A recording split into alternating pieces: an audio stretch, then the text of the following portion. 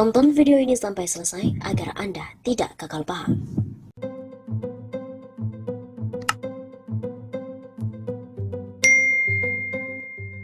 Khawatir Indonesia jadi target operasi intelijen internasional lewat penindakan teroris berbau agama. Dalam Undang-Undang Nomor 5 Tahun 2018 tentang terorisme, dijelaskan bahwa definisi terorisme adalah perbuatan yang menggunakan kekerasan atau ancaman kekerasan, menimbulkan suasana teror atau rasa takut secara meluas yang dapat menimbulkan korban yang bersifat massal dan atau menimbulkan kerusakan atau kehancuran terhadap objek vital yang strategis, lingkungan hidup, fasilitas publik atau fasilitas internasional dengan motif ideologi, politik atau gangguan keamanan. Demikian yang dijelaskan oleh anggota DPR RI fraksi Gerindra, Fadlizon dalam acara catatan demokrasi bertajuk Densus 88 dituding Islamofobia pada Selasa malam 12 Oktober. Menurut Fadli, dengan definisi terorisme sebagaimana yang tertuang dalam undang-undang, sama sekali tidak tertuju pada kelompok tertentu. Oleh sebab itu, mantan Wakil Ketua DPR RI ini khawatir Indonesia menjadi korban dari operasi-operasi internasional melalui jaringan intelijen untuk memporak-porandakan persatuan bangsa lewat isu agama dan menjadikan rakyat sebagai etalase dalam kerja kontra teroris. Sementara mereka sendiri sekarang ini sudah mulai meninggalkan. Menurut Fadli, penindakan terorisme di Indonesia saat ini dianggap menyudutkan umat Islam di Indonesia dan mengganggu persatuan bangsa lantaran klaim terorisme selalu tertuju pada pemeluk agama Islam. Islam kita sudah moderat, demikian kata Fadlizon. Seperti diberitakan bahwa Komisi 1 DPR RI Fadlizon baru-baru ini membuat narasi Densus 88 anti teror dibubarkan. Ia menyebut pembubaran Densus 88 itu karena berangkat dari Islamofobia. Fadli menyebutkan rakyat Indonesia terutama umat Islam sering menjadi sasaran kampanye Islamofobia padahal sangat moderat. Rakyat Indonesia ini apalagi umat Islam seringkali menjadi sasaran dari kampanye Islamofobia adalah masyarakat yang sangat moderat.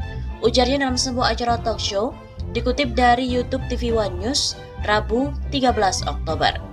Dia menyebut dari tahun 1945 sampai 2002 tidak ada bom bunuh diri di Indonesia, meski ada kejadian sesekali. Bahkan ketika melawan Belanda tidak pernah ada bom bunuh diri. Jadi kalau dilihat narasi ini baru mulai tahun 2001.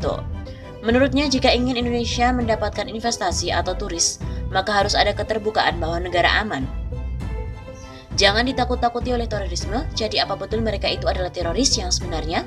Apa mereka ini diprovokasi untuk menjadi teroris? Ada juga dalam istilah planted agent, jadi agen-agen yang ditanam di kelompok teroris sebetulnya merekalah yang menggerakkan sendiri. Mereka yang biasanya merekrut dan juga membiayai, kata Fadli. Menurut Fadli, aksi terorisme memang harus diberantas, namun kegiatan tersebut jangan dijadikan sebagai komoditas. Narasi semacam ini tidak akan dipercaya oleh rakyat lagi, berbau Islamofobia. Dunia juga sudah berubah, sebaiknya Densus 88 dibubarkan saja. Teroris memang harus diberantas tapi jangan menjadikan komoditas. Ia juga berpendapat rakyat Indonesia tidak ada yang berbakat menjadi teroris kecuali ada dorongan ataupun diprovokasi.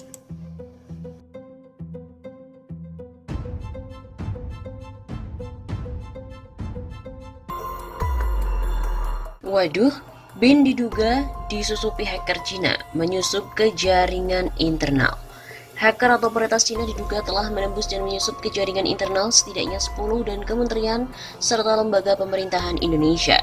Disebutkan komputer milik Badan Intelijen Negara atau BIN juga diduga telah disusupi. Hal ini terungkap dari laporan Insight Group, Divisi Penelitian Ancaman Record Future, sebagaimana diwartakan oleh The Record, 10 September 2021. Menurut laporan tersebut, penyusupan ke BIN itu dikaitkan dengan Mustang Panda, aktor ancaman Cina yang dikenal dengan kampanye spionase dunia maya yang tengah menargetkan kawasan Asia Tenggara. Peneliti dari grup Insight pertama kali menemukan kampanye ini pada bulan April tahun 2021. Mereka mendeteksi server Command and Control atau CNC malware Plug X yang dioperasikan oleh grup Mustang Panda, berkomunikasi dengan host di dalam jaringan pemerintah Indonesia. Komunikasi ini kemudian ditelusuri kembali ke setidaknya Maret 2021. Titik intrusi dan juga metode pengiriman malware masih belum jelas. Demikian dari laporan grup Insight. Peneliti Insight Group memberitahu kepada pihak berwenang Indonesia tentang penyusupan tersebut pada Juni sampai Juli 2021, namun pejabat Indonesia tidak memberikan umpan balik atau feedback untuk laporan tersebut. Bin yang merupakan target paling sensitif yang dikompromikan dalam kampanye juga tidak membalas permintaan komentar yang tengah dikirim oleh The Record pada Juli dan Agustus. Sumber yang akrab dengan penyelidikan mengatakan pada The Record bahwa pihak berwenang Indonesia telah mengambil langkah-langkah untuk mengidentifikasi dan membersihkan sistem yang terinfeksi. Beberapa hari kemudian, peneliti Insight mengkonfirmasi bahwa host di dalam jaringan pemerintah Indonesia masih berkomunikasi dengan server malware Mustang Panda. Berita tentang upaya spionase dunia maya mengganggu ini muncul ketika Indonesia dan Cina telah membangun hubungan kembali diplomatik yang erat setelah hampir mencapai puncak konflik bersenjata beberapa tahun sebelumnya, terutama karena sengketa wilayah laut. Saat ini sebagai investor terbesar kedua di Indonesia, Cina telah bergabung dengan provinsi di Indonesia selama 2 tahun terakhir untuk memfasilitasi peningkatan perdagangan dan lebih lanjut pelaksanaan Belt and Road Initiative, sebuah inisiatif kebijakan luar negeri untuk berinvestasi di negara tetangga dalam rangka membangun ikatan politik dan perjanjian perdagangan yang langgeng.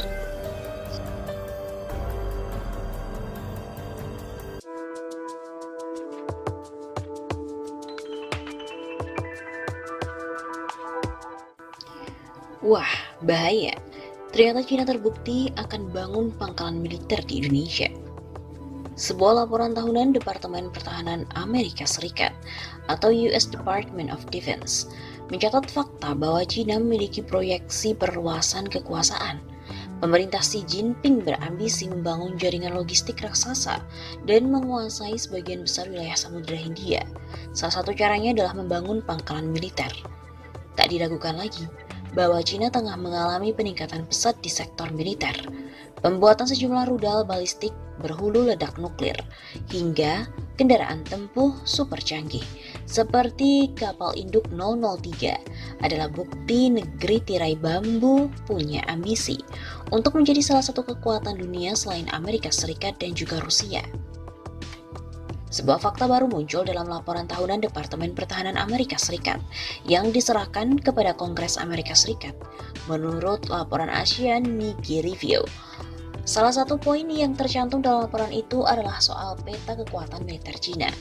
Laporan Departemen Pertahanan Amerika Serikat juga membahas soal kemungkinan Cina membangun jaringan logistik di sejumlah wilayah Samudra Hindia. Sejumlah negara masuk dalam rencana Cina untuk pembangunan fasilitas logistik militer. Data itu tercantum di halaman 200 soal perkembangan militer dan keamanan yang melibatkan Republik Rakyat Cina tahun 2020. Ada 5 negara yang menjadi target Cina sebagai tempat di mana pangkalan militer Tentara Pembebasan Rakyat Cina atau PLA yang akan dibangun. Kemudian, yang mencengangkan lagi adalah ada nama Indonesia dalam laporan itu. Selain Indonesia, ada 3 negara Asia Tenggara, Thailand, Singapura, dan Myanmar yang juga menjadi sasaran Cina. Kemudian laporan itu juga menyebut bahwa Cina ingin membangun pangkalan militernya di Pakistan dan Sri Lanka. Tak cuma Asia, Cina juga tengah berusaha melakukan pendekatan ke sejumlah negara Afrika dan Oseania, yang menjadi dasar pemikiran Departemen Pertahanan Amerika Serikat. Memberikan prediksi ini adalah pasca dibukanya pangkalan militer Cina pertama di Djibouti, salah satu negara yang masuk dalam kawasan tanduk Afrika pada 2017 silam. Menurut laporan lain yang dikutip dari South China Morning Post atau SCMP, pangkalan militer Tentara Pembebasan Rakyat Cina Djibouti dibuka pada 1 Agustus 2017. Xi Jinping menunjuk Angkatan Laut Tentara Pembebasan Rakyat Cina sebagai operatornya. Total pemerintah Cina menggelontorkan dana sebesar 590 juta US dollar atau setara dengan 8,60 triliun rupiah untuk membangun pangkalan militer luar negeri pertamanya ini. Pembangunan pangkalan militer di Djibouti tak lepas untuk mendukung reaksi militer terhadap segala kemungkinan yang mengancam investasi Cina di kawasan Afrika.